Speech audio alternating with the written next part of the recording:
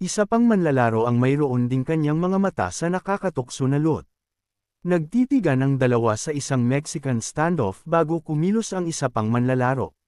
Ginamit ang kanyang jump skill, madali niyang nilapitan ang mummy. Handa ang kanyang mga kamay na kunin ang kanyang tumatalbog na kaluluwa. Gayunpaman, hinamak ni Jong ang hanggal na Chad. Siya ay masyadong nabulag ng loot na nabigo siyang pag-aralan ang kanyang paligid. Itinuro ang kanyang kanan, sinabi niya sa hanggal na tumingin sa tabi niya. Ang bot, na ibinaluktot ang kanyang leeg, ay nagulat nang makita ang lumalaking figure ng higanti na sumusugod sa kanya. Bago siya makapag-react, malupit na sinuntok ng boss ang kanyang ulo, na nagpadala ng kanyang dugo at utak na lumilipad. Skitting sa paghinto, ang higanti ay lumingon para harapin ang susunod na target, si Jong Hayok. Ang aming boy, na hindi natinag sa nagbabantang kalaban, ay tumitig pabalik sa boss, ang kanyang tingin ay matatag. Nais niyang subukan ang mga limitasyon ng kanyang katawan, at ngayon ay ang perpektong pagkakataon para gawin iyon. Ang boss, na nagalit sa kanyang hamon, ay mabilis na lumukso sa kanya, ang kanyang makapangyarihang kamao ay nakataas para sa isang atake ng paghampas. Si Jong Hayok, gayunpaman, ay hindi umatras. Pumasok sa kanyang depensa na tindig, hinamon niya ang bastardo na lumapit sa kanya. Sa isang nakakasulasok na pagdurog, tumama ang suntok ng boss, na nagpadala ng mga alon ng lakas sa katawan ni Jung. Si Jong Hayok, na may metalikong lasa sa kanyang bibig, ay tiniis ang suntok. Matatag na hindi umatras, naglalabas ng higit na lakas, itinapon ng boss si Jong Hayok pabalik, na pinilit siyang matamba ng kaunti bago niya muling nakuha ang kanyang balanse. Ang aming boy, bagaman bagbog, ay nanatiling matatag, ang kanyang matatag na tingin ay hindi natinag. Tama siya na magtiwala sa kanyang matibay na katawan. Mula sa hitsura nito, hanggat hindi siya nahuhuli, dapat ay kaya niyang labanan ang higanti sa malapit na labanan. Sa kanyang desisyon na ginawa, si Jong Hayok ay agad na lumukso sa higanti. Ang oras para sa isang matamis na counterattack ay malapit na. Ang boss, na napansin ang kanyang pagsugod, ay pumasok sa isang umaataking tindig. Ang kanyang kamao ay nakahanda na maghatid ng isang killer jab. Si Jong Hayok, na walang pakialam sa handang kalaban, ay agad na tinarget ang ulo ng bastardo. Mas gusto sana niyang atakehin ang nasira na likod, ngunit halatang hindi siya papayagan ng demonyo. Kaya, pinili niya ang susunod na pinakamahusay na bagay, isang brutal na pagbato sa ulo. Ginamit ang martilyo, tinapyas niya ang isang piraso ng mukha ng boss, na nag-iwan ng isang pangit na peklat sa pangit na mukha nito. Ang boss, na nagalit, ay sumagot sa isang tuwid na suntok, na nagpadala kay Jong Hayok na umatras. Bagaman nagawa niyang harangin, masakit pa rin ang atake. Si Jong Hayok ay hindi mapigilan na sumumpa sa bastardo dahil sa walang katuturang bilis nito. Ang boss, na parang pareho ang nararamdaman, ay tinitigan si Jong Hayok na may galit, marahil ay nagtataka kung saan nagmula ang matibay na ito. Sa isang nakakagulat na pagbabalik, tumalon ito pabalik, na naglalagay ng malaking distansya sa pagitan ng sarili at ni Jeang. Si Jong Hayok, na halatang nalilito, ay nagtaka kung ano ang problema sa demonyo. Hindi sa kanyang kalikasan ang umatras, kaya ano ba talaga ang nangyayari? Gayunpaman, sa lalong madaling panahon, ang dahilan ay naging halata habang ang higanti ay mabilis na lumingon at tinarget ang iba pang mga manlalaro. Si Jong Hayok sa isang sandali ng pagmamalaki ay napansin na ang boss ay nahihirapan na patayin siya. Bilang resulta, pinili nitong atakehin ang mas mahihinang manlalaro, na sa totoo lang ay ang pinakamalaking papuri na maaari mong makuha bilang isang Chad. Pagkatapos ng gawaing ito, ang aming boy ay makukuha ang lahat ng mga boss kasama na si Millennia. Ibalik natin ang oras sa unang pagkain ni Jung ng killer hook ng boss. Ang iba pang mga manlalaro na nanunood mula sa gilid ay nagkomento kung gaano siya kahayop. Gayunpaman, sa tipikal na lag fashion, ang mga manlalaro ay hindi masaya tungkol dito. Ang mga mapanlinlang na bastardo ay nagplano na patayin si Jong Hayok sa sandaling matapos siya sa boss. Sa likod ng mga bastardo na nagpaplano, muling lumitaw ang panswama. Sa isang mapanghamak na tingin, tinitigan niya ang mga tanggang nagpaplano, tinawag silang kaawa-awa. Ayokong bilangin ang aking mga mummies bago sila bumukadkad, ngunit tiyak na nararamdaman ko ang wayful energy mula sa babe na ito. Siguro kailangan lang nating maghintay at tingnan. Ipagpapatuloy ang oras, nakita natin ang higanti na sumusugod sa mga idol players. Halatang, ang biglaang pag-unlad na ito ay nahuli sila ng walang paghahanda, na nagdulot ng karamihan sa isang natatarantang pagkabaliw. Isang bot na nagiging mayabang, ang sumulong para pigilan ang sumusugod na boss. Kung kaya ni John, tiyak na kaya rin niya. Tama, mali, sinaksak ng higanti ang tanga, binabasag ang mukha ng bastardo na parang may utang sa kanya. Tapos na sa walang utak na tanga, lumingon ang boss, naghahanap ng susunod na biktima. Ang kanyang mga mata ay lumapag sa isang walang magawa na mummy, at hindi ito nag-aalinlangan na lumukso sa kanya. Sa killer precision, ang kanyang kamao ay nagpunit sa hangin, naglalayong sa kawawang babe. Sa desperadong sandaling iyon, isang Chad na may nagniningning na baluti ang dumating para iligtas siya, binasag ang higanti at pinilit itong umatras. Ang mahusay na knightly Chad na ito ay walang iba kundi si Dwayne, na naramdaman ang paghihirap ng damsel at dumating na tumatakbo. Sa ganoong, dapat ay makakolekta siya ng ilang salamat na pisngi pagkatapos ng laban. Well, kung ang babe ay mabuhay. Gayunpaman, ang walang sariling pagtatangka na ito ay hindi dumating ng walang mga kahihinatnan. Sa babala ni Jong, lumingon si Dwayne para makita ang boss sa kalagitnaan ng pagswing, na naglalayon sa kanyang chatty face. Mabilis na kumilos, agad na inactivate ni Dwayne ang kanyang active skill, hammering. Sa isang malungkot na tingin, sinalubong niya ang higanti sa isang paligsahan ng purong lakas. Ang pagbangga ng mga kamao ay nagdulot ng isang matinding shockwave, na nagpadala ng mga alon sa silid. Ang aming boy, na hindi umatras, ay dinobol ang suntok, na tinulak ang higanti pabalik. Gayunpaman, natagpuan din niya ang kanyang sarili sa isang awkward na sitwasyon, na nawala ng kanyang balanse. Kung aatake ang boss sa sandaling iyon, siya ay magiging ganap na tapos. Si Byung, na dumating sa oras, ay mabilis na lumukso sa boss. Sa nakakatakot na liksi, nagsagawa siya ng isang somersault mula sa ulo ng boss, na nag-iwan ng isang masamang saksak sa mata nito. Tapos na ang gawain, ang maliksi na Chad ay lumapag sa isang dodge roll, matatag na nakuha ang kanyang paa. Hindi na nag-abala na lumingon. Ang takot na Chad ay agad na tumakbo. Kumilos siya para iligtas ang kanyang bagong buhok, ngunit siya ay sasama kung mananatili siya para labanan ang higanteng higanti. Habang tumatakbo, sumigaw siya kay Dwayne na tandaan na siya ang nagligtas sa kanya. Kung maaari, dapat ay magbigay siya ng isang magandang salita para sa kanya sa Major Poppy, si Jung Hyuk. Ang iba pang mga manlalaro, na sinamantala ang momentum, ay naglunsad ng kanilang mga atake sa higanti, lahat ay naglalayong bulagin ang bastardo. Gayunpaman, ang boss ay mas tuso kaysa sa inaasahan nila. Ginamit ang kanyang braso, madali nitong sinagutan ang kanyang mata, na pumipigil sa mga atake na tumama. Sa savage brutality, sumagot ang boss, sumusugod ng diretsyo sa mga manlalaro. Tumalon, nakakuha ito ng momentum bago bumagsak sa mga kawawang tanga, na binawasan ang lahat sa meat paste.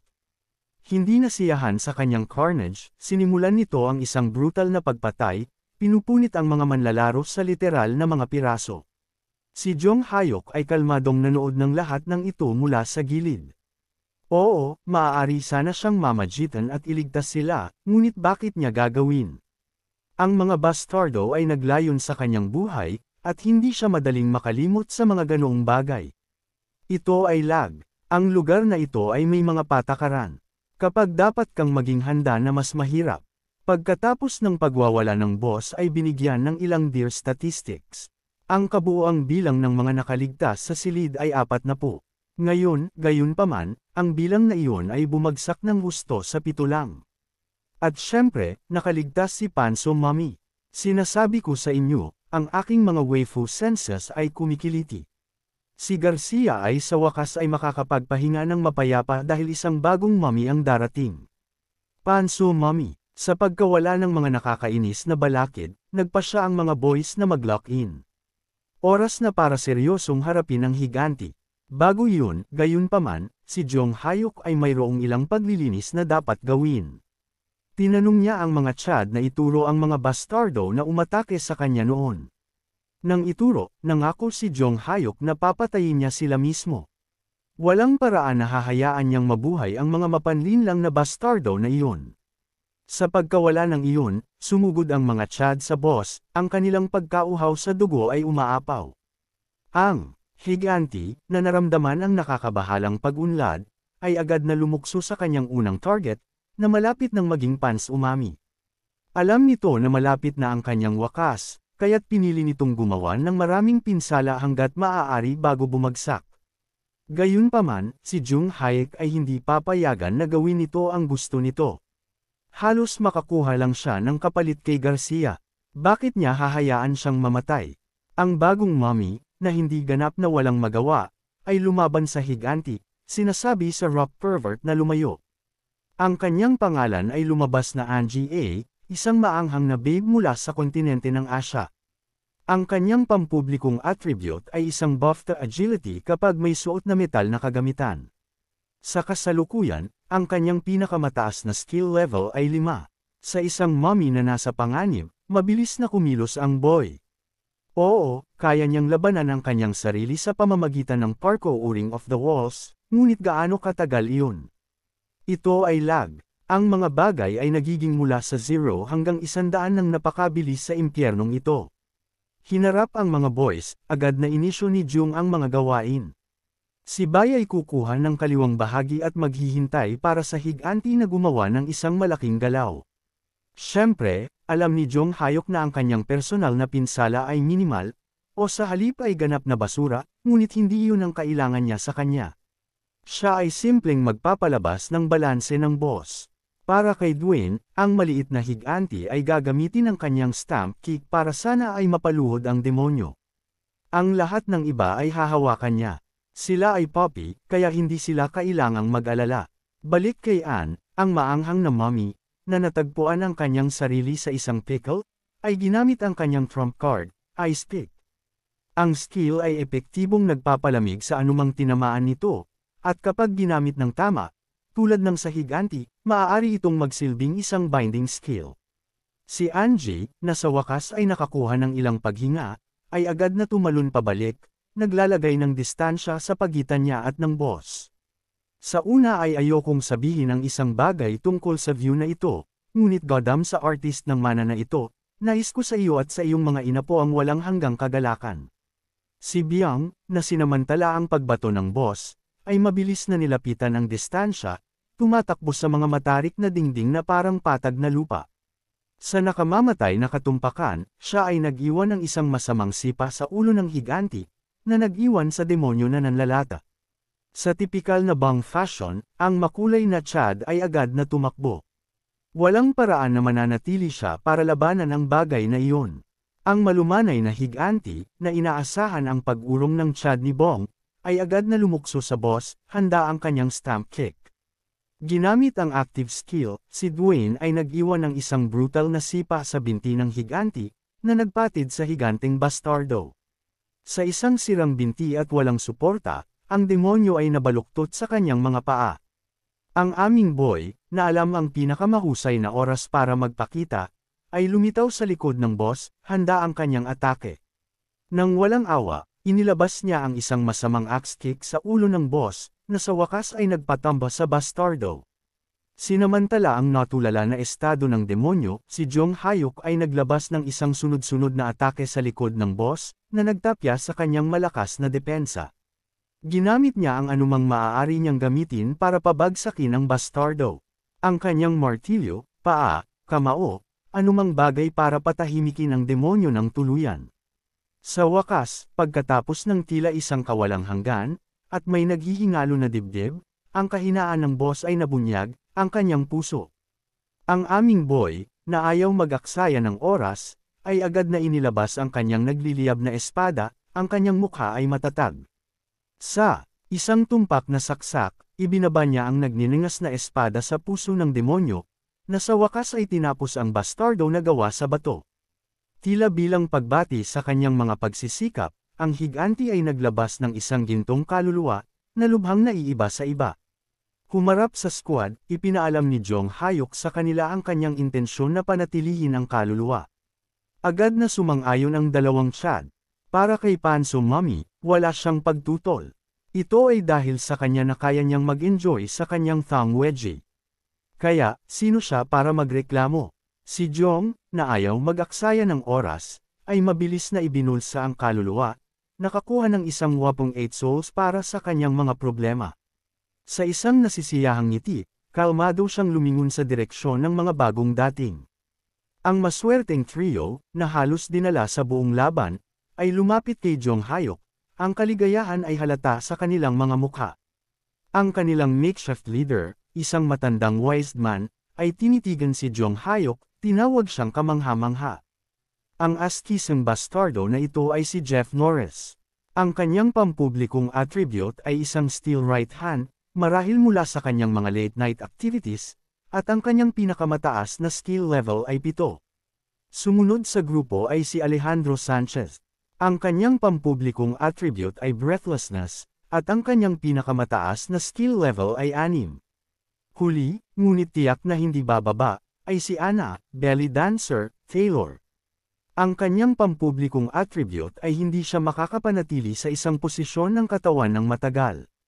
Sa asensya, siya ay isang walang pahinga. Ang kanyang pinakamataas na skill level ay 7.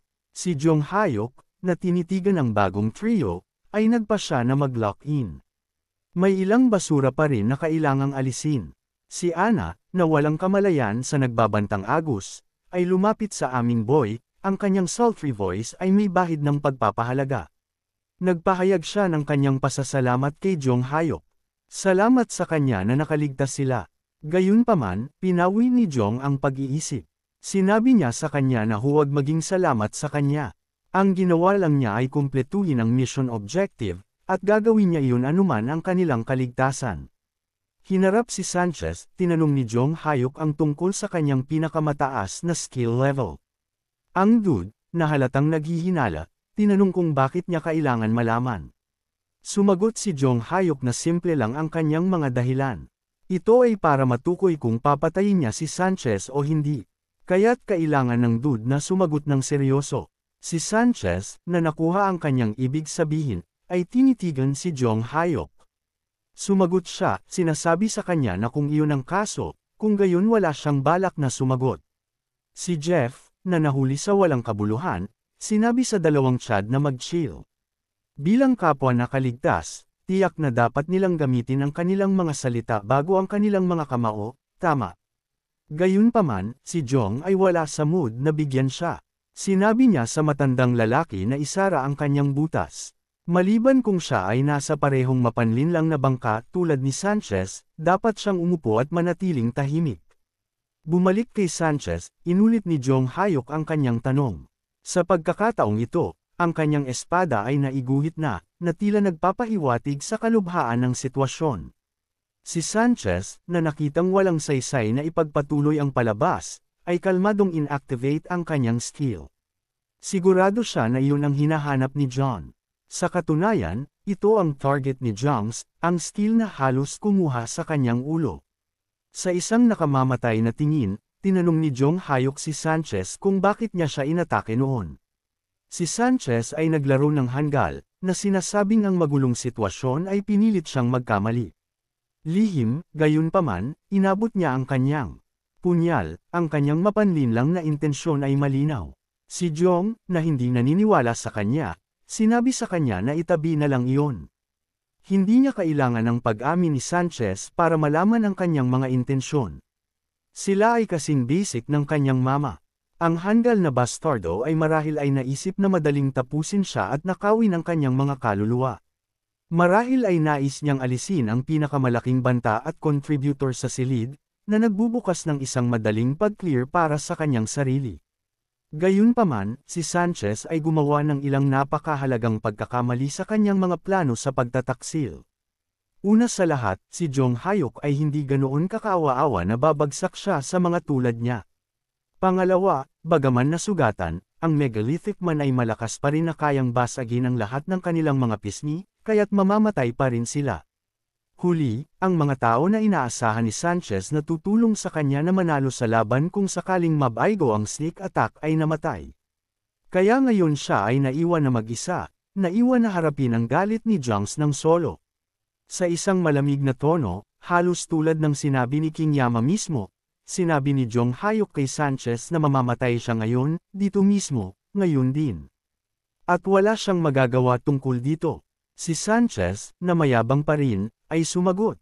Oo, si Jong Hyuk ay mahusay, at ang kanyang mga banta ay dagdag. Gayunpaman, may isang bagay na nabigo si Jong Hyuk na malaman. Ang mamamatay ay siya, hindi si Sanchez. Sinasabi iyon, pinaputukan ni Sanchez ang kanyang Kamehameha kay Jong, ang masamang atake ay umaapaw sa enerhiya. Ang aming boy, gayunpaman, ay madaling hinati ang atake sa dalawa, na nagdulot nito na sumabog ng walang pinsala sa mga gilid. Si Sanchez, na hindi tumitigil, ay sinundan ng isang atake ng punyal, ginagamit ang pagsabog para takpan ang kanyang mga galaw.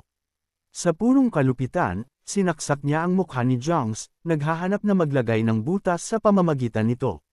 Si Jung, bagaman nalito, ay mabilis na ikaniling ang kanyang leeg pabalik, na halos umiwas sa talam. Mabilis na kumilos, siya ay gumanti sa isang hammer bash, hinuhukay ito ng malalim sa gulugad ni Sanchez. Tinitigan ang nabigla na bastardo, kinutya ni Jong Hyuk siya.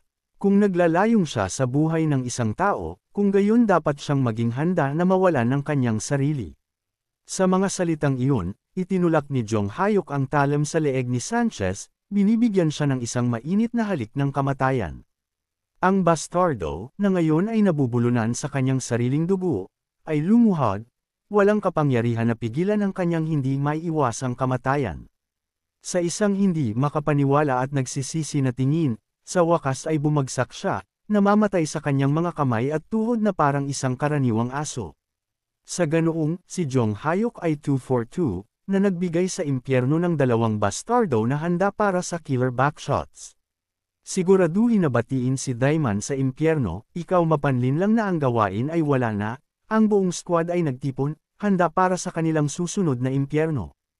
At kaya, na may determinasyon, ang grupo ay matapang na nagtungo sa susunod na palapag, basement level 4. Sa pagsasara ng pinto, ang mga Chad ay natagpuan ang kanilang sarili sa isang walang laman na silid, isang uri ng restroom sa hitsura nito. Predictably, ang system notification ay tumunog, na nagdadala ng malinaw na abiso para sa silid. Sinabi nito na ang mga pampublikong misyon para sa Room B32 ay nakumpleto na. Ang mga contributors ay ang mga sumusunod. Lee Jong Hyuk, 63%. Dwayne Smith, 17%.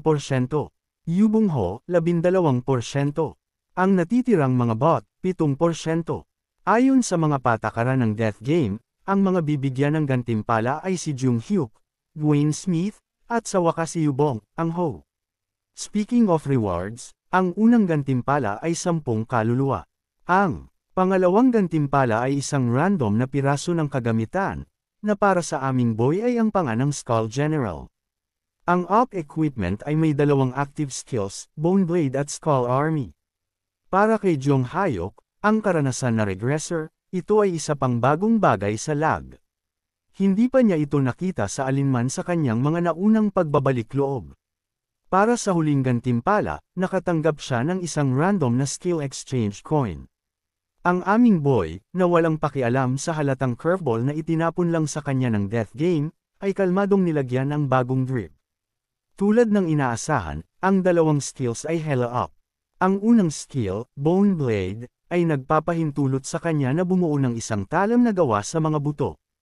Ang hugis ng espada ay magiging flexible at magsasama sa strength stat ng gumagamit. Para sa pangalawang skill, Skull Army, nagpapahintulot ito sa kanya na magtawag ng isang Skull Soldier. Basically, some necromancer type si Jong, na ngayon ay may drip, ay sumulyap sa kanyang bagong kagamitan.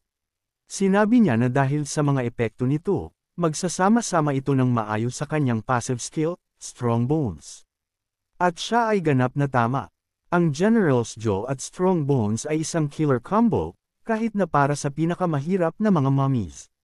Na may kislap sa kanyang mga mata, hindi na makapaghintay si Jung na subukan ang kahangahangang mga epekto.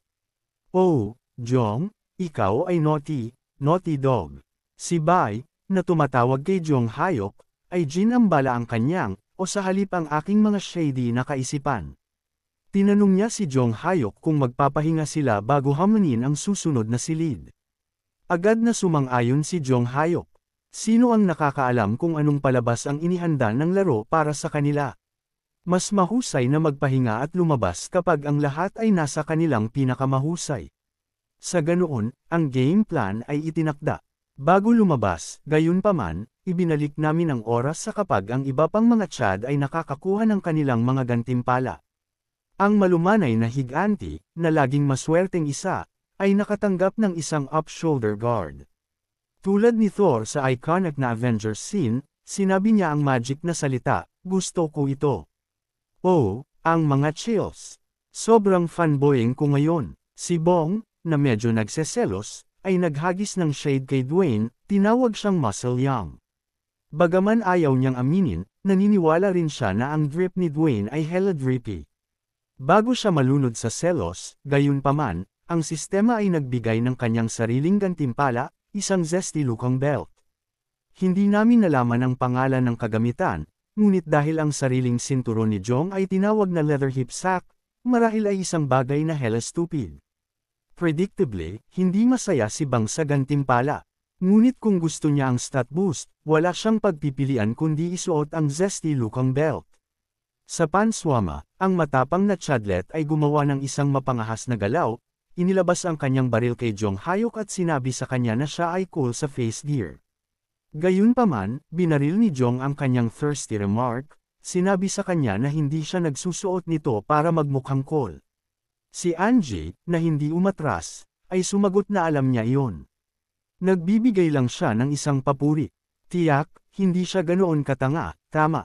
Sa isang cute pout at sundeer vibes, pinayuhan niya si Jong Hayok na huwag maging ganoon ka-obtuse. Kung hindi, siya ay magiging unpopular with the ladies. Sa katunayan, para sa kanya, ang kanyang bad boy vibe ay okay. Sa katunayan, gusto niya ito. Damn, talk about being direct. Ito ay sa wakas ay opisyal, guys. Isang bagong mommy ang dumating sa atin. Siguraduhin cash in sa iyong panso mommy stunts. Si Jung, na nagulat sa kanyang pagiging diretsahan, ay tinitigan ng uma-actress na babe. Sa loob, nagtaka siya kung okay lang bang iwanan ang virginity club. Para sa kanya, siguro kailangan lang niyang maghintay at tingnan. Bumalik sa loob, pinag-isipan ni Jung ang kalikasan ng death game. Para sa kanya, ang lag ay isang patibong na naghahadya sa lahat sa chaos. Sa katunayan, ngayon naisip niya ito, ang lag ay chaos mismo. At ang chaos ay nagpipilit ng mga pagpipilian. Para sa lahat na nakaligtas sa laro, ito ang kanilang normal. Kahit para sa kanya, isang regressor. Napilitan siyang gumawa ng hindi mabilang na mga pagpipilian ng chaos. At predictably, lahat sila ay humantong sa kanyang untimely demise. Walang ganoong bagay bilang isang tamang sagot sa lag. Ang pinakamalapit na bagay dito ay ang huling nakaligtas dahil sila ang magiging tunay na sagot. Gayunpaman, para makarating doon, kailangan pa rin niyang harapin ang lahat ng mga balakid sa kanyang landas, na sa hitsura nito ay patuloy na nagbabago habang umuusad ang laro. Speaking of pagbabago, ang silid ay nagbago rin. Sa kanyang nakaraang mga pagbabalik loob, ang tanging mga pinto sa palapag ay B411 at B421. Hindi tulad sa oras na ito, mayroong 2 pinto sa kabuuan. Sa pamamagitan ng pagsusuri sa silid, sinabi na ang pinto sa harap nila, B431, ay naiiba sa iba. Ang laki nito ay tiyak na doble sa iba. Si Dwayne, na mas may karanasan sa death game, ay sumingit, na napansin na ang kahirapan ng silid ay dapat na doble rin. Si Jong, na alam na ito, ay itinuro ang isa pang katotohanan na napalampas nila. Ang mga gantimpala ay doble rin. Ang mga Chad, na ganap na nagtitiwala sa kanilang puppy, sinabi kay Jong Hayok na magpas siya. Anuman ang landas na kanyang piliin, susundin nila. Si Jong Hayok, na halatang nabigatan sa tiwala, ay nag-isip ng mabuti tungkol sa kanyang pagpipilian. Sa huli, napagtanto niya na hindi talaga mahalaga. Walang paraan para malaman kung ano ang nasa silid ng hindi talaga naglalakad sa loob. Kaya, ang pag-iisip ng masyadong mabuti tungkol dito ay isang pag-aaksaya lang ng oras. Hinarap ang mga Chad, ipinaalam niya sa kanila na tatanggo sila sa kaina-hinalang pinto B431. Para sa iba pang mga guys, maaari silang gumawa ng kanilang sariling mga pagpipilian. Hindi niya pipilitin ang sinuman. Sumagot si Angie, na ipinaalam sa kanya na susundan din siya. Walang sino man ang gustong gumalaw ng mag-isa pagkatapos ng lahat. Ang iba pa sa grupo ay sumang-ayon din. Kung saan man magpunta ang karamihan, doon sila pupunta. Tanging isang baliw ang gumagalaw ng mag-isa sa sinumpang impyerno na iyon. Sa pagtatapos ng bagay, ang aming boy ay agad na lumingon para umalis. Hindi na kailangan mag-aksaya pa ng oras. Gayunpaman, sa lalong madaling panahon, ang kanyang pagiging matapang ay gumuho, na iniwan siyang nakatitig ng handal sa pinto. Si Dwayne, na nalilito sa kanyang kakaibang pag-uugali, tinanong kung bakit hindi siya gumagalaw. Ang aming boy, sa isang kalmadong tono, ay sumagot na ang pinto ay hindi babukas. Hindi lang iyon, wala rin itong hawakan. Kaya, paano niya papasukin ang lugar na iyon? Si Dwayne, na kumuha ng lead, sinabi kay Jong Hayok na umatras. Minsan mas mahusay ang lakas kaysa sa utak. Kung ang pinto ay hindi babukas, kailangan lang niyang pilitin itong buksan. Sa mga salitang iyon, ang higanteng Chad ay humawak sa pinto, binibigyan ito ng pinakamahusay na pagtulak na kaya niya. Sa kabila ng pagbibigay ng kanyang lahat at pag-alog na parang isang dahon, ang handal na pinto ay hindi gumalaw. Matigas itong nanatiling sarado. Si Angie at Bong, na naghagis ng shade sa aming boy, ay tinukso na si Dwayne ay hindi ganoon kalakas pagkatapos ng lahat. Maaari siyang may malalaking baril, ngunit tila ang pagkakaroon ng malalaking kalamnan ay hindi nangangahulugang malakas siya. Ang blonde na mommy ay sumingit, tinawag si Dwayne na kaawa-awa. Malungkot na makita, ngunit ang buff Chad ay sa katunayan ay napaka-brittle para sa kanyang laki. Si Dwayne, na nag-init sa mga disas, ay dinobol ang pagsisikap. Sino sa tingin ng mga bastardong iyon na kanilang sinasabihan? Tiyak na patunayan niya na mali sila. Nag-iisip ng ganoon, sa wakas ay naglagay siya ng isang crack sa pinto, na pinilit ang matigas na bastardo na magbukas. Bago siya magdiwang, ang pinto ay nagsara muli, na ginagawang walang silbi ang kanyang mga pagsisikap. Si Dwayne, na nagngangalit sa galit, ay inactivate ang kanyang skill, strength increase. Kung ang matigas na pinto ay hindi bubukas ng kusang loob, kailangan lang niyang basagin ang lugar na iyon. Sa isang determinadong tingin at mga kalamnan na nakakiling, binigyan niya ang pinto ng kanyang lahat. Bagaman lumaban ito ng kaunti, ang pinto ay sa huli ay sumuko, bumubukas na may malakas na sigaw. Humarap sa squad, sumigaw si Dwayne sa kanila na magmadali sa loob. Siya ay nasa kanyang limitasyon na, at ang handal na pinto ay hindi magtatagal. Ang squad ay hindi nag-aksaya ng oras at sumugod sa pagbubukas, si Jong Hayok ang unang pumasok. Sa lahat na ligtas sa loob, sa wakas ay pinakawalan ni Dwayne, na nagdulot ng pinto na bumagsak sa likod nila na may malakas na tunog. Sa kanilang pagpasok, isang system notification ang tumunog, na nag-aanunsyo ng mga detalye ng misyon. Ang pampublikong misyon ay simple. Patayin ang iyak ng halimaw. Ang layunin ay patayin ang lahat ng mga halimaw na naruroon sa silid. Kung magawa nilang gawin iyon habang nag-aambag ng hindi bababa sa 5% sa misyon, sila ay bibigyan ng gantimpala na 15 kaluluwa. Kasama ang pampublikong misyon, bawat manlalaro ay nakatanggap ng isang individual na pribadong misyon. Para kay Jong, ang gawain ay simple. Kailangan niyang iwasan ang pagpatay ng sinuman sa silid. Ang aming boy, na naglaan ng sandali para pag-isipan ito, ay sinabi na ang misyon ay angkop para sa kanya. Walang garantiya na makakakuha siya ng kahit 20 kaluluwa kung papatayin niya ang lahat sa silid, kaya't ang gawa ay walang saysay. Gayunpaman, hindi ito masasabi para sa lahat. Ang silid ay naging nakakabahalang tahimik pagkatapos na maibigay ang mga pribadong misyon. Walang sinuman maliban sa individual ang makakakita ng kanilang pribadong misyon, kaya't ang tensyon sa hangin ay makapal. Para kay Jong, hindi ito mahalaga. Kung may sino man ang gusto ng smoke, sisiguraduhin niya na makukuha nila ito. Si Bong, na pumutol sa tensyon, ay nagkomento kung gaano kadilim ang silid. Si Dwayne ay sumingit, na nagmumura na sana ay sulit ang silid sa lahat ng pagsisikap na inilagay niya sa pagkuha sa kanila sa loob. Si Jong, na laging chill dude, sinabi sa mga Chad na mag-lock in. Sino ang nakakaalam kung anong uri ng palabas ang maaaring itapon ng silid sa kanilang daan? Mas mahusay na maging handa. Tila bilang pagtugon sa hamon ni Jong, ang madilim na silid ay biglang iluminado ng nakakasilaw na puting ilaw. Ang squad, na nabigla sa biglaang pag-unlad, ay agad na pumasok sa kanilang mga battle stances. Hinayla ni Jong Hayok ang kanyang martilyo habang ang iba ay tumingin ng malungkot. Sa ilaw, ang grupo ay sa wakas ay makakapag-aral sa silid. Ito ay nakakagulat na maluwalhati. Ang mga magagandang gawa na estatwa ng mga lobo ay nakahanay sa mga dingding, lahat sila ay nakatitig sa isang gintong ilaw.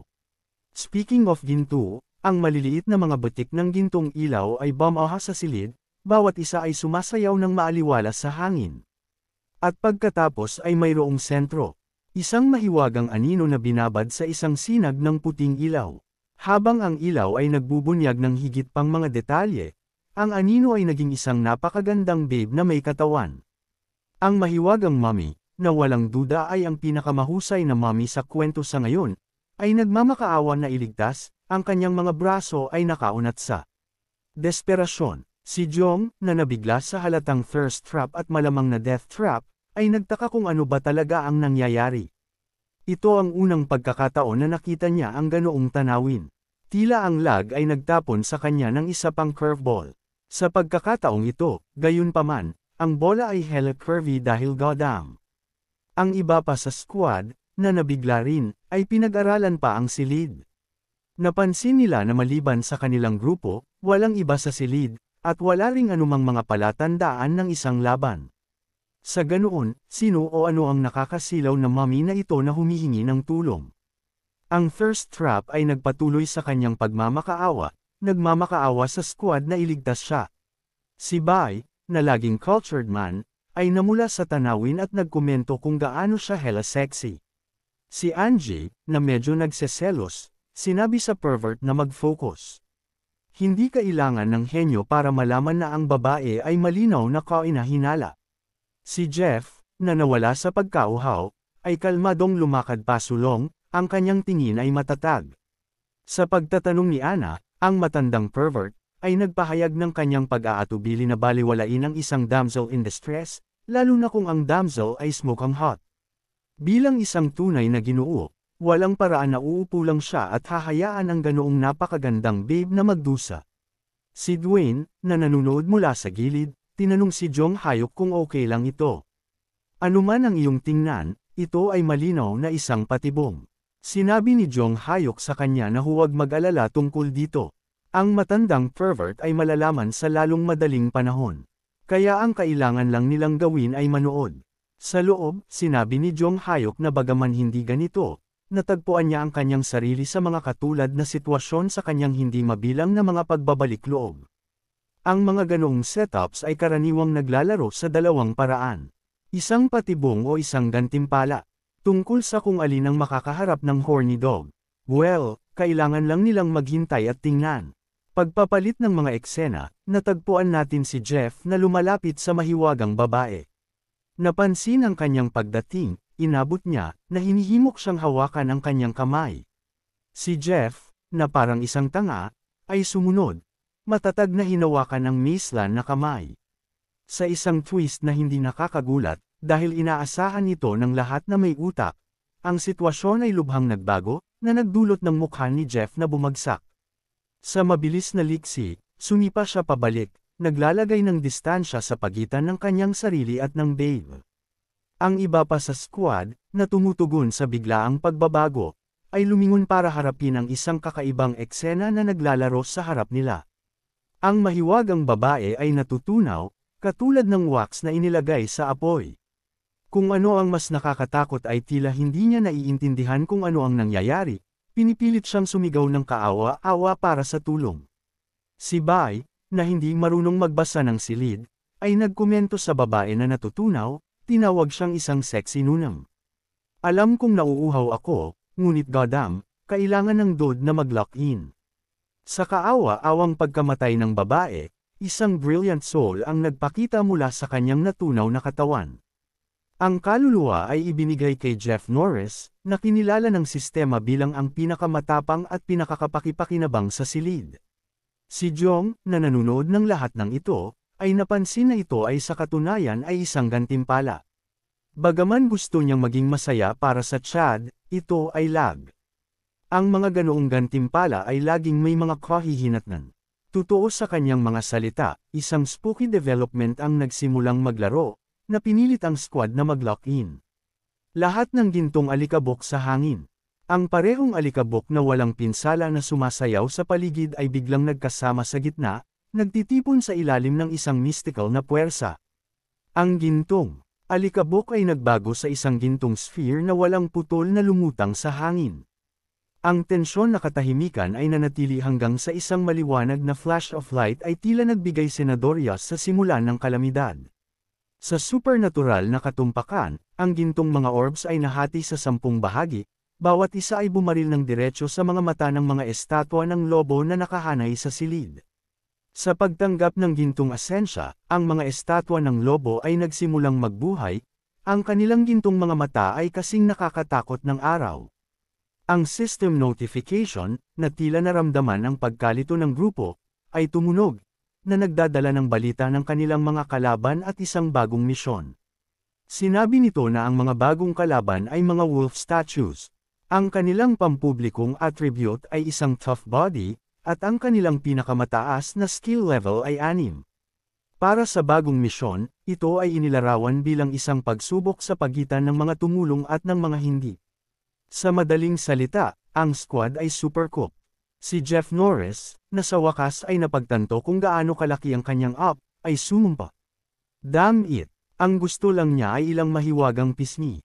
Kaya, ano ba talaga ang walang kabuluhan na ito? Kung nandoon ang kuya niyang si Chuck Norris, sigurado siyang mahuhuli niya ang misteryosong kontrabida. Sayang at wala ang kambing.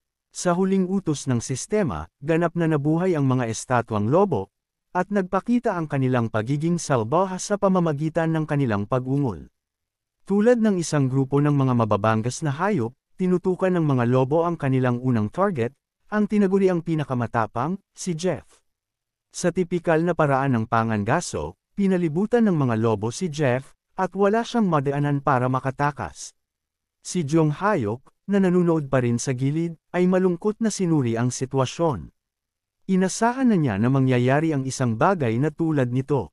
Tutal, walang libreng pananghalian sa laro.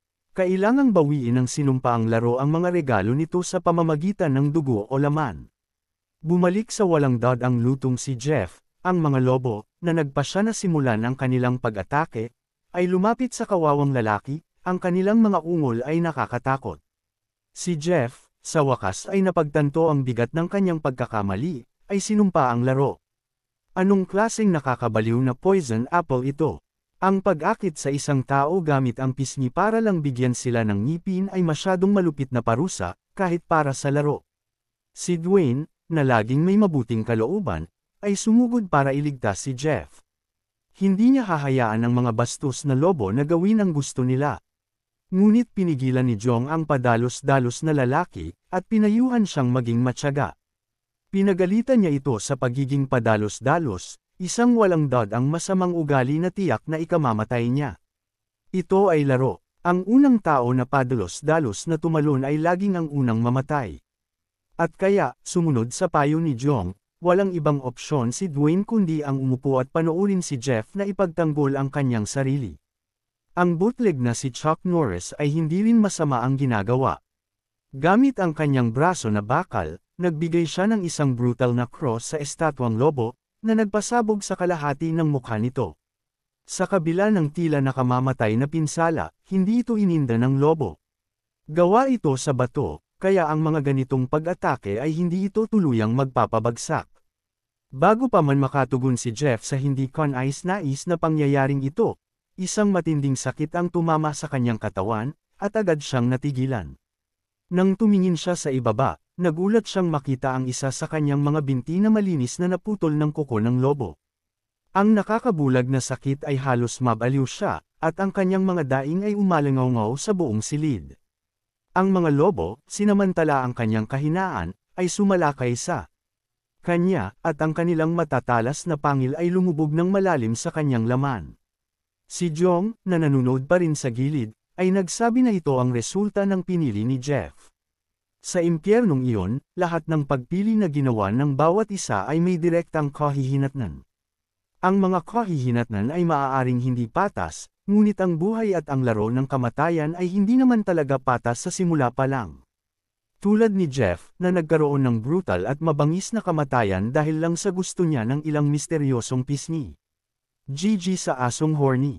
Sa pagkamatay ni Jeff, tumunog ang mga notifikasyon ng sistema, na nag-anunsyo ng kanyang pagkabigo sa misyon. Ang mga tumulong ay nabigo na malampasan ang pagsubok, at dahil dito, ang pagsubok ay ipinasa sa mga hindi tumulong, o ang grupo. Sa pag-anunsyo ng sistema, ang mga lobo ay mabilis na sumugod sa grupo, at nakuha nila ang kanilang bagong biktima. Ang grupo, napansin ang masamang pangyayari, ay agad na pumasok sa kanilang posisyon sa pakikipaglaban. Ang dalawang mommy, na halatang takot, ay tinanong si Jong Hayok kung ano ang dapat nilang gawin. Si Jong Hayok, na laging kalmado, ay sinabi sa kanila na gawin ang halata. Ihanda ang kanilang sarili at tumugon ng naaayon sa anumang ibato sa kanila ng mga bastos na lobo. Taliwas sa kanyang panlabas na kumpiyansa, sa loob ay pinagpapawisan ang aming lalaki. Nakasama niya ang mga noob na hindi pa nakakaharap ang mga estatwang lobo noon. Bagamat tila katulad sila ng megalithic man, tanging siya lang ang nakakaalam tungkol sa mga banayad na pagkakaiba sa kanilang mga kakayahan. Ang buong bagay ay nagpapabaliw sa kanya, lalo na dahil kailangan niya silang dalhin sa laban. Ang pinakamahusay na paraan ay ang gamitin ang kanyang naipon na mga soul, ngunit nag-aalinlangan siyang gawin ito. Masyado pang maaga sa laro para gastusin ang mga ito. Ang mga lobo, hindi nababahala sa kanyang pagkabalisa, ay lumapit bago tumigil ng malapit sa grupo. Si Jong, nalito sa kakaibang pag-uugali nila, ay agad na nag-alerto, nagtataka kung ano ang pinaplano ng mga lobo. Ang kanyang pagkalito ay agad na nasagot nang magsimulang mag-ipon ng lakas para sa isang laser attack ang mga demonyong bato. Si Jong, hindi nagustuhan ang pangyayari, ay agad na tumalon sa laban, na lumapit sa mga lobo ng may nakakabigla na bilis. Hindi niya hahayaan na gawin nila ang gusto nila. Malinaw na sinubukan ng mga bastos na lobo na panatilihin ang kanilang distansya habang binobomba sila ng mga ranged attack. Hindi niya sila hahayaan. Sa isang pader sa likod ng grupo, sila ay nakulong. Kung duminahin din ng mga lobo ang harap, sila ay mapupulot na parang isda sa isang bar aisles. Mahalagang sirain ang kanilang porma sayon bago sila lumunin ng kanilang pag-atake. Sa pag-iisip nito, ipinagpatuloy ni Jong ang kanyang pag-atake ng diretso sa mga laser attack ng mga lobo. Sa maliksing paggalaw at kaunting swerte, halos nagawa niyang umiwas sa mga laser attack. Ang nagninangas na init mula sa mga beam ay sinunog ang kanyang balat. Si Jong, na halatang mapatla ang mukha, ay nagmura. Hindi niya alam kung anong uri ng pag-atake iyon, ngunit sigurado siya na ang isang tama mula doon ay direktang magpapadala sa kanya kay Yama. Pinawi ang mga nakakagambalang iniisip, mabilis na sumugod si Jong sa mga lobo, handa ang kanyang itim na martilyo. Sa isang brutal na hampas, itinulak niya ang martilyo ng diretso sa ulo ng lobo, na nagputol sa kalahati ng mukha nito. Sa kabila ng pinsala, hindi pa rin ito sapat para pabagsakin ito. Maling tinansya ni Jong Hayok ang pagiging matatag ng mga bastos na bato. Bago pa man siya makatugon, isa pang lobo ang sumalakay sa kanya mula sa gilid, na nagpa-atres sa aming lalaki. Sa isang daing, si Jong ay tinapon sa gilid, at nadulas sa sahig ng silid. Bumalik sa pagtayo, pinasalamatan ni Jong ang kanyang swerte. Bagamat masakit ang pag-atake, maayos siya sa pangkalahatan salamat sa kanyang mga passive skill na strong bones. Gayunpaman, hindi siya maaaring umasa sa mga ganoong paraan para makaligtas sa hamon. May kailangang gawin. Ang lahat ng kanyang kasalukuyang pag-atake ay basura. Kaya, ang tanging pagpipilian na mayroon siya ay ang ilabas ang kanyang pinakabagong skill, Bone Blade. Sayang lang dahil gusto niyang si Pans Umami ang unang makakita ng kanyang buto. Ngunit may mga bagay na hindi maiiwasan. Nakapagdesisyon na, agad na inaktibo ni Jong Hayok ang kanyang Bone Blade skill, na nagdulot ng pagtubo ng isang talam mula sa kanyang palad. Hindi ko alam kung ano ang inaasahan ko, ngunit tiyak na hindi ito ganitong uri ng Wolverine. Sa totoo lang, hindi nga ito Wolverine. Ito ay mas katulad ng orihinal at kakilakilabot na bersyon ng Deadpool. Grabe ang Marvel para sa palabas na iyon. Si Jong Hayok, na pinapanood ang mabagal na pagpapakita ng skill, ay nagmura. Lumalabas na ang skill ay isang duration skill at kailangan ng malaking stamina para mapanatili. Sa kasalukuyang sitwasyon, ang pag-ubos ng kanyang stamina ay hindi ang pinakamahusay na opsyon. Habang nag-iisip pa rin siya ng ibang solusyon, isang chatty figure ang sumugod pasulong, dumiretso sa mga lobo. Ang figure ay si Dwayne, na sa nakikita, ay madaling iniinda ang lahat ng laser attack mula sa mga lobo. Si Jong Hayok, na nanunood sa walang kapararakang palabas, ay pinuri ang higanteng Chad. Kalimutan ang pagiging puro lakas at walang utak. Si Dwayne ay opisyal na ang hari ng tanso. Ang pag-inda sa isang pag-atake na maaaring tumagos sa concrete ay hindi madali. Bago pa man malunod si Jong Hayok sa paghanga kay Dwayne, isang lobo ang sumalakay sa kanya, na nagpabalik sa kanya sa realidad. Mabilis na gumanti, si Jong Hayok ay yumuko sa ilalim ng sumasalakay na lobo, at nagbigay ng isang backhand bash. Tumama ang pag-atake, na lumubog ng malalim sa panga ng lobo. Dahil sa biglaang pagkaantala, ang laser attack ay nakulong sa bibig ng lobo, na naging dahilan ng pagsabog ng demonyo mula sa backlash. Si Jong, humahanga sa kanyang dakilang gawa, ay binilang sa isip ang isa pang kalaban na kailangang harapin. Gayunpaman, ang iba pang mga lobo ay hindi hahayaan siyang magmayabang ng matagal. Sa mabangis na galit, binaril nila ang kanilang mga beam kay Jong, na ikinulong siya sa isang pincer attack.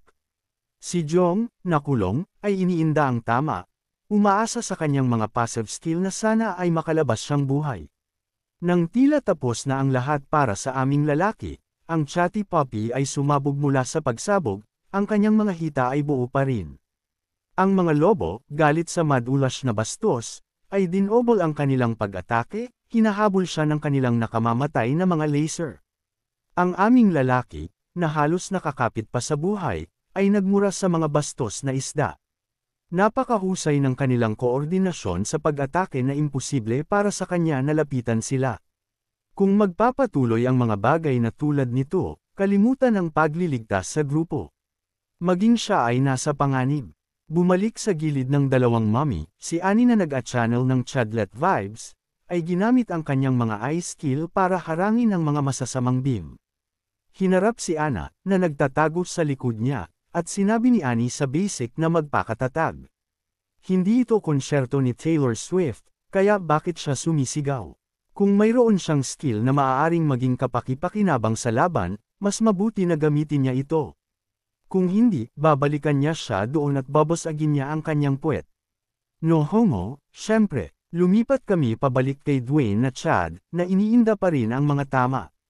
Bagamat hindi kapanipaniwala ang gawaing ito, at super tao pa, hindi ito isang bagay na kaya niyang panatilihin ng matagal. Ang lahat ng kagamitan at skill sa laro ay may mga limitasyon, at dahan-dahan ngunit tiyak, ang kanyang kalasag ay umaabot sa limitasyon nito. Nagpa siya na maging mas proactive, si Dwayne ay yumuko sa ilalim ng isang laser attack bago ibinalik ang kanyang kamay. Sa kanyang strength buff na aktibo, nagbigay siya ng isang brutal na hampas sa estatwang lobo, na tuluyang winasak ang demonyong bato. Inakala niya na tatama ang kanyang pag-atake sa kabila ng naunang pagkabigo ni Jong, at tama siya. Minsan, mas mahusay ang lakas kaysa sa utak. Sa usapang Jong, si Jong Hayok ay sumisigaw pa rin, desperado na tumakas sa humahabol na mga laser beam ng kamatayan. Sa ganoong gulat na sandali, si Bang ay sumigaw, na nag-anunsyo ng pagdating ng mga reinforcement. Ang flashy Chad, sa isang tunay na big brain moment, ay inakit ang mga humahabol na lobo na atakihin ang kanilang sariling mga kasama, na winasak ang mga ito sa pamamagitan ng friendly fire. Sa isang pagpapakita ng purong athleticism, si Buong ay tumalon sa ibabaw ng kaguluhan, na tila hindi apektado ng mga pagsabog at lumilipad na mga labi. Lumapag ng kaaya-aya, hinarap ni Bang si Jong Hyuk, at pinayuhan siyang maggrupo muli sa squad. Bago pa man niya makumplito ang kanyang pahayag, gayunpaman, si Jong Hyuk ay sumigaw, nagbabala sa kanya na maging maingat. Sa kasamaang palad, huli na ang babala dahil isang estatwang lobo ang sumalakay kay Bang mula sa gilid, na nagpa-atras sa Chad. Ang suntok ay napakalakas na si Bang ay nailunsad ng mataas sa hangin bago bumagsak ng brutal sa lupa. Sinamantala ang kahinaan ni Bong, ang lobo ay nagsimulang mag-ipon ng lakas para sa isang laser attack, na naghahangad na patayin ang flashy Chad. Si Jong, galit sa masamang pangyayari, ay mabilis na sumugod sa lobo, halata ang kanyang galit. Gayunpaman, sa kabila ng kanyang kahangahangang bilis, masyado pa rin siyang malayo kay Bang. Imposibleng maabutin niya ito sa oras. Sinumpa ang laro ng kamatayan, pinanood niya ng walang magawa habang tinatapos ng lobo ang pag-ipon ng lakas para sa kanyang laser attack. Sa desperadong sandaling iyon, si Dwayne ay dumating at samalo, hinawakan ang lobo at inilipat ang layunin nito. Dahil dito, halos hindi tumama ang nakamamatay na pag-atake sa mahinang si Bang, na nagbigay sa kanya ng panibagong buhay. Si Dwayne, natupok ng galit, ay hinigpitan ang kanyang hawak sa leeg ng lobo, pinisil ang bastos ng mas malakas hanggat maaari. Sa isang umaalingaw na sigaw ng digmaan at dalawang kalamnan, brutal niyang pinunit ang ulo ng lobo, na sa wakas ay tinapos ang nagbabantang demonyo. Sa pagiging neutralized ng mga agarang banta, ang dalawang Chad ay binaling ang kanilang atensyon kay Bang, ang kanilang mga mukha ay nababahala. Si Bang, bagamat halatang nasasaktan, ay sinabi sa mga Chad na kalimutan siya. Mayroon pa silang mga kalaban na kailangang talunin. Si Jong, sa isang bihirang pagpapakita ng walang pag-iimbot na pag-aalala, ay sinabi sa Chad na maghintay. Kapag tapos na sila sa mga kalaban, babalikan nila siya. Lumipat kami sa dalawang mommy na nakulong pa rin ng mga demonyo. Si Angie, sa isang tunay na Chadlet na galaw, ay nilalabanan ng pinagsamang pag-atake ng 5 lobo. Dahil sa pagiging mapanira ng mga beam na iyon, masasabing si Pans Umami ay sobrang up.